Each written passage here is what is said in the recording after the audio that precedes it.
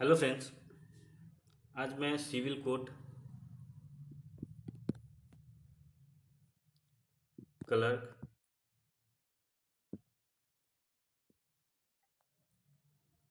की exam analysis जो कि मैं बहुत लेट से कर रहा हूँ और इसके कट ऑफ को लेकर मैं बात करने आया हूँ। ओके, तो हो सकती है ये कट ऑफ से आप सहमत नहीं हो, और पर मैं खुद का और लोगों का जेन्युइन जो है मैं वो बातें कर रहा हूँ। ठीक है, तो आते हैं पहले क्वेश्चंस पैटर्न और total number of question marking schemes में आ जाते हैं। तो टोटल नंबर थे आपके 90 नंबर के टोटल क्वेश्चंस थे आपके 90 नंबर। ठीक है, जिसमें से आपके ऑब्जेक्टिव थे 20 नंबर। ठीक, ऑब्जेक्टिव में एक सब्जेक्टिव टाइप के आए थे, वो थे 30 नंबर। और एक थे आपका कंप्लीटली डिस्क्रिप्टिव जो कि आपका इंग्लिश का डिस्क्रिप्टिव 20 नंबर और हिंदी का डिस्क्रिप्टिव 20 नंबर। ये आपके इस तरीके से क्वेश्चंस थे। ठीक है, तो यहाँ पर अब हम बात करते हैं कि कौन से कैंडिडेट्स, और नहीं, सबसे पहले तो मैं बात कर लेता हूँ कि क्वेश्चन के पैटर्न, क्वेश्चन का लेवल क्या था, ऑब्जेक्टिव कितने हार्ड थे, सब्जेक्टिव कितने हार्ड थे, इंग्लिश के डिस्क्रिप्टिव कितने हार्ड थे और हिंदी के डिस्क्रिप्टिव कितने हार्ड हार्ड थे। तो सबसे पहले मैं आपको बता देता हूँ, ये जो आपका ऑब्जेक्टिव है, ठीक है, इसमें जो आपके कैंडिडेट्स हैं वो देखिए दो पैटर्न्स, दो टाइप से क्वेश्चंस को अटेम्प्ट किए गए हैं एग्जामिनेशन में। पहले इस पर मैं डिस्कस कर लेता हूँ। तो एक तो ऑब्जेक्टिव को पहले सब बनाए हैं, देन उसके बाद सब्जेक्टिव जो थे उनको बनाए 30 नंबर के, देन उसके बाद इंग्लिश हिंदी के डिस्क्रिप्टिव बनाए। एक ये पैटर्न जो कि मैं भी फॉलो किया हूँ, मैं भी एक सिविल कोड का कलर का कैंडिडेट हूँ, मैं भी इसी को फॉलो किया हूँ। कुछ कैंडिडेट्स थे जो इंग्लिश हिंदी के डिस्क्रिप्टिव को सबसे पहले बनाए हैं, देन वो सब्जेक्टिव में गए, देन वो ऑब्जेक्टिव में गए। तो ये जो दो तरीका है, इनमें से जो सेकंड वाले जो स्टेप्स को, जो अटेम्प्ट्स को जो फॉलो किए हैं वो थोड़े बेटर वे में हैं, और जो बाद वाले हैं वो थोड़े उनके क्वेश्चंस छूटे हैं। आप अच्छे से इस चीज़ को जानते हैं, तो इसको पहले मैं देख लेता हूँ। जो ऑब्जेक्टिव क्वेश्चन थे वो 20 नंबर मैक्सिमम लोगों ने लगाए हैं, चाहे वो तुक्का लगाएं क्योंकि निगेटिव मार्किंग थी नहीं, तो वो तुक्का लगाएं या कैसे भी लगाएं, तो ये 20 नंबर उन्होंने बनाया है। अटेम्प्ट इसमें 20 नंबर किया गया है। ये जो सब्जेक्टिव पार्ट हैं आपके, ये यहाँ पर रोल बहुत अच्छा प्ले कर रहे हैं। सबसे मेन रोल आपका यही प्ले करने वाले हैं अब। सॉरी, 30 नंबर में से ऐसे मैथ्स के इसमें बहुत से कैलकुलेटिव क्वेश्चंस आए हैं जो कि आपके दिमाग को घुमाने वाले थे। आप आंसर्स बनाया हूँ, मैं आंसर्स बनाया हूँ पर लिखा नहीं हूँ। ये एग्ज़ाम है मेरा, मैं आंसर्स लाया हूँ और मुझे भी नहीं पता वो आंसर सही लाया हूँ या गलत लाया हूँ, क्योंकि बहुत बड़ा नंबर थे वो। तो अगर आपने लिखा है वो सही हो रहा है तब तो ठीक है, लेकिन अगर वो गलत हो रहा है तो आप ऐसे भी उसमें कोई नंबर आपको मिलने वाले हैं नहीं। तो डेफिनेटली सब्जेक्टिव पार्ट थे वो, डेफिनेटली बहुत हार्ड थे। एक्चुअली कहूँ तो मॉडरेट से बहुत हाई और हार्ड ये थे इसका एग्जामिनेशन लेवल। तो ये अगर कोई बोल रहे हैं 30 क्वेश्चन बना के आए हैं तो वो झूठ बोल रहा है, नहीं तो वो सही कैंडिडेट नहीं होंगे। तो इसमें से अगर मैं बोलूँ तो डेफिनेटली इसमें लोग 30 में 20-22 तो ज़रूर अटेम्प्ट किए होंगे, 20-22-25 तक अटेम्प्ट किए होंगे, 22 से 25 तक। देखिए, मैं आपको एक बात कहना चाहूँगा, कोई भी कैंडिडेट, कोई भी अगर आपको एक कट ऑफ निकाल रहे हैं और अगर ये बोल रहे हैं कि 50 कट ऑफ होगा +-4 कर दीजिए, मतलब ये रेंज आपका बन जाता है 46 से लेकर 54। 46 से लेकर 54 जो होते हैं ये कभी भी कट ऑफ डिसाइड नहीं करते, ये आपको पूरा होलसम दे दिए हैं। मतलब वो होलसेल रेट खोल के बैठे हुए हैं दुकान की, भाई 46 से लेकर 54 के बीच में किसी का भी अगर आ रहा है तो वो सही माने जाएंगे। तो एक जनरल सारे मार्क्स को वो कंसीडर कर दे रहे हैं। तो मैं वैसे जो भी कटअप बताए हैं, कटअप का भी एक रेंज होता है 1-2 नंबर। जैसे अगर कोई बता रहे हैं 50 +2 -2, तो ये चलता है, +1 -1 ये चलता है। लेकिन आप रेंज बता रहे हैं जनरल कैंडिडेट का ही, अगर आप रेंज बता रहे हैं 46 से लेके 54, चाहे आप 46 से लेके 54 कहिए, नहीं तो आप कहिए क्या कि 50 +4 -4, तो ये आपका एक रेंज बना देता है। अगर इसमें आप जनरल कैंडिडेट्स को इतने नंबर्स पे रखते हैं तो वो आपका कटअप नहीं है, वो आप अपने आप को सेफ साइड में रखते हैं। तो ये जो भी एनालिसिस किए हैं कटअप के, मैं बिल्कुल भी उनसे सहमत नहीं हूँ। अगर आपको रेंज रखना है 1 मार्क्स 2 मार्क्स का रखिए, ताकि उस पर फिट हो सके दूसरे कैटेगरी के बच्चे। तो अवेयर रहें जो भी ऐसे कटअप बताते हैं। दूसरी चीज़, इंग्लिश के जो इंग्लिश और हिंदी, ये दो एक ऐसे सेक्शंस हैं जहाँ पे बच्चों के नंबर्स छूटे हैं। अगर कोई बच्चा ये 20 नंबर बनाया है तो उनका हिंदी में 10 नंबर का छूटा होगा, या कोई बच्चा या पूरा सेक्शन छूटा है वो हिंदी का।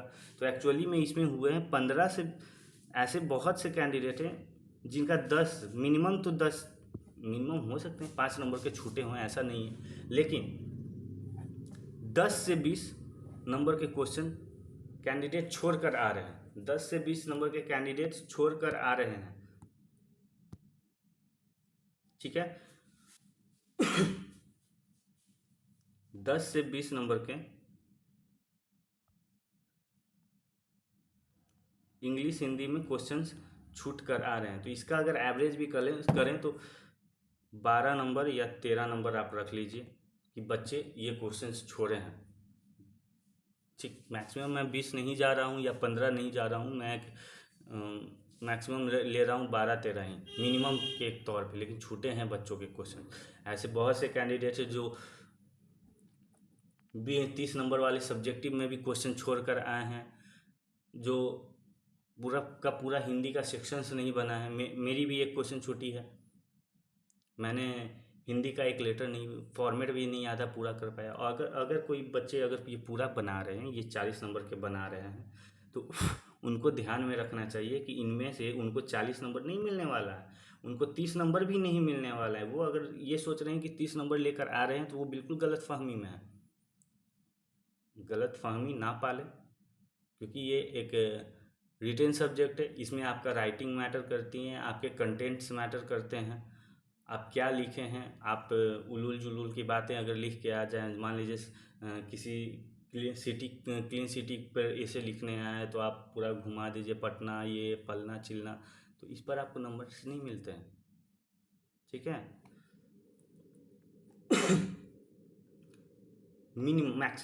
मैक्सिमम मैं इसमें अगर बोलूँगा, जो कैंडिडेट 20 नंबर का क्वेश्चंस बनाए हैं उनके लिए तो मैक्सिमम टू मैक्सिमम अगर आप जा सकते हैं तो एवरेज ले लीजिए, आप उसका आधा कर लीजिए, वो ज़्यादा बेटर होगा।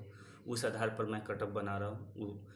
जो भी कैंडिडेट्स 40 नंबर के क्वेश्चंस बना है तो वो अपने आप को 20 नंबर पर रखें, ना 20 से आगे बढ़ें ना 20 से कम जाए। ठीक है, अपने आप को होल्ड कर दें यहाँ पे। अगर कम भी आएगा तो 2 नंबर पीछे आपको ढकेलेगा, 2 नंबर से ज़्यादा नहीं, और ज़्यादा भी आएगा तो 2-3 नंबर से ज़्यादा नहीं। तो अपने आप को 20 नंबर पर रखें। अगर कोई 20 नंबर का ही क्वेश्चंस बना है तो वो अपने आप को रखें सिर्फ और सिर्फ। हाँ, इसमें एक सेक्शन थे जिसमें प्रेसी का क्वेश्चंस के आंसर्स करने थे, तो उसमें 5 से 10 नंबर, 5-5 नंबर दोनों में आ जाएंगे। तो उम्मीद रखिए कि उसमें, बट जो रेस्ट है उसमें आपको दिक्कत है, उसमें हाफ ही आएंगे। तो 30 में अगर ये प्रेसी का आप हटा दीजिए 10 नंबर हिंदी इंग्लिश का, तो टोटल हो गए आपके फिर लेटर और ऐसे के 30 नंबर। इसमें से अपने आप को 15 नंबर रखिए। तो मैक्सिमम टू मैक्सिमम भी अगर आप इसमें जा सकते हैं तो 25 नंबर, मिनिमम आप कुछ भी जा सकते हैं। ऐसे बहुत से कैंडिडेट्स हैं। ठीक है, तो मैं आपको अब एक बात बता देता हूँ, सारे कटअप मैं अच्छे से आपको एनालाइज कर देता हूँ। ऑब्जेक्टिव के जो 20 नंबर हैं,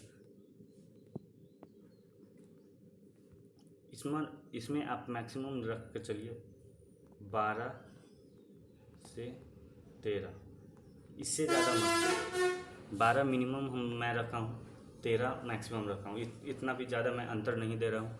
ज़्यादा बेटर होगा, थोड़ा कम थोड़ा एक्चुअल पोजीशन पर ही बना कर चले तो अच्छा होगा। मैं इसको 14 या 15 नहीं करने वाला हूँ। दूसरी चीज़ें आपकी हो जाती हैं।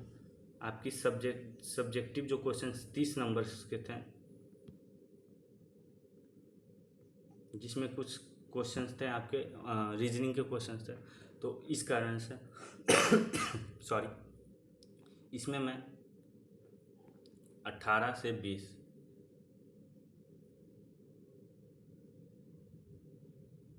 ज़्यादा है, मुझे भी पता है।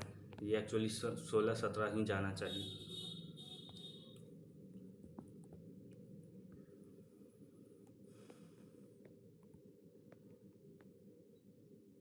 सत्रह से 19 इसको लेकर चलिए आप। ठीक। अब जो आपका इंग्लिश का डिस्क्रिप्टिव है, इंग्लिश डिस्क्रिप्टिव और हिंदी डिस्क्रिप्टिव, ये आपके 20 मार्क्स के थे।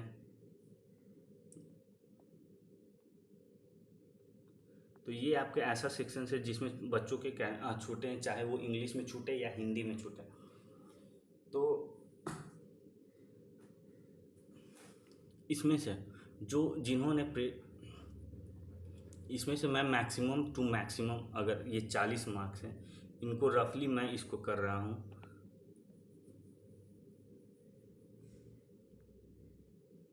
सिर्फ और सिर्फ 25 मार्क्स। बहुत से कैंडिडेट्स होंगे जो 40 का क्वेश्चंस बना है, मैक्सिमम 25 में उनको कर रहा हूँ। जो 40 का क्वेश्चंस नहीं बना है वो अपने आप को 12,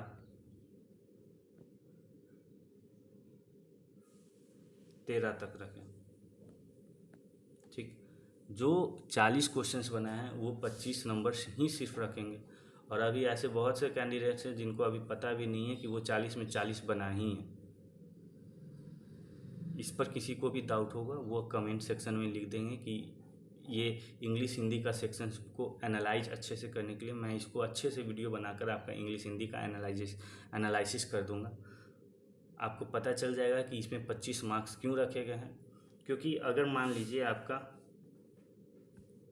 5 नंबर का अगर ऐसे है, तो अगर आप सोच रहे हैं कि 5 नंबर इसमें से 3 नंबर ले आए तो मत रखिए। आपका 1.5 नंबर आएगा, ये भी मत रखिए। आप एक सेपरेट जगह पे रखिए, अपने आप को 2.5 नंबर पे रखिए, 2 नंबर पे रखिए। इससे ज़्यादा पे आप अपने आप को मत रखिए। तो एक मिनिमम मैं एक एवरेज लेकर चल रहा हूँ, 2.5 अगर आ रहा होगा। क्योंकि अगर आपने सबसे बढ़िया लिखा है तो मैं बोल रहा हूँ 2.5 अगर आ रहा होगा तो बढ़िया है। ऐसे लेटर दोनों की बात कर रहा हूँ। फॉर्मेट आपने बनाया है तो 1 नंबर आपको ऐसे भी मिलने वाले हैं फॉर्मेट के, तो उसको लेकर आप निश्चिंत रहिए।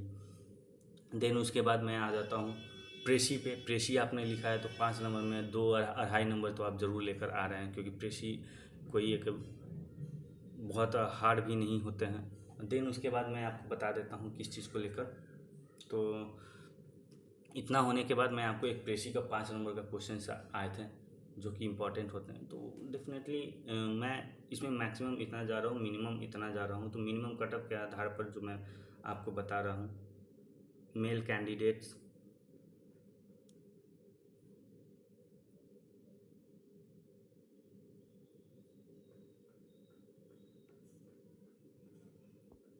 48,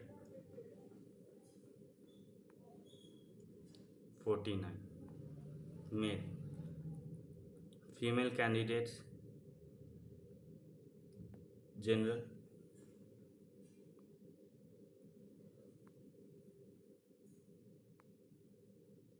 44, 45। ठीक है। मेरे अकॉर्डिंग जो भी मेल कैंडिडेट्स हैं उनको 48 से 49 या 50, इसको आप 50 भी कर सकते हैं, 50 तक में आ रहे हैं वो कैंडिडेट्स क्वालिफाई कर सकते हैं।